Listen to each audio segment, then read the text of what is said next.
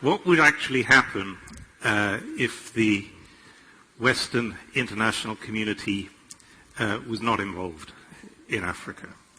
I'll tell you who'd be on the stage. It would be China. I don't want to be too negative about China. It is doing some good things. But the idea that China would discipline African governments to provide good property rights and good governance. Do you remember 3 or 4 years ago the Vice President of China toured Africa, and his calling card message was, "We don't ask any questions." Right? We don't ask any questions. What did he mean by that? Right? In other words, an unrestrained China without any international competition would be a pretty dangerous thing. It would leave Africa in the cul-de-sac. It would be back to the model of resource extraction without benefit. Now, how do we get out of the cul-de-sac? And let's recognize that that's what a lot of these countries are in. Well, we get serious as an international community.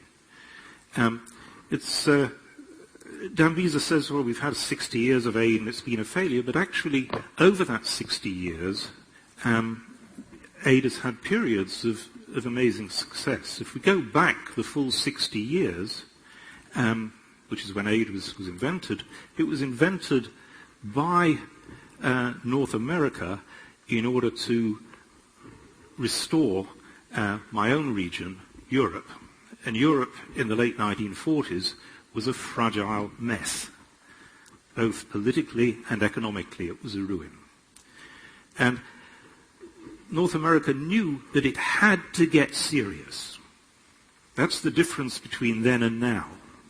And North America got serious by combining big aid with intelligent trade policies, with security policies, and with efforts at governance.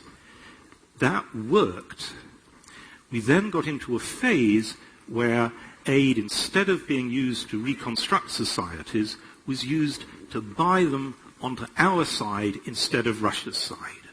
And so right through until the early 1990s, aid was diverted into a different agenda. Of course it didn't develop Africa. It wasn't meant to.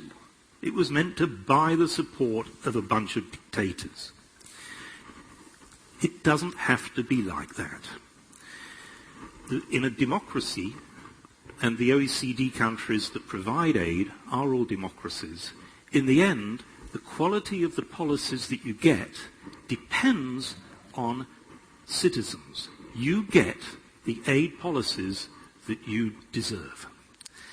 And in the past, most people in the OECD have not been sufficiently engaged, sufficiently up to speed, and so the aid policies you've been given by politicians, have been gesture politics.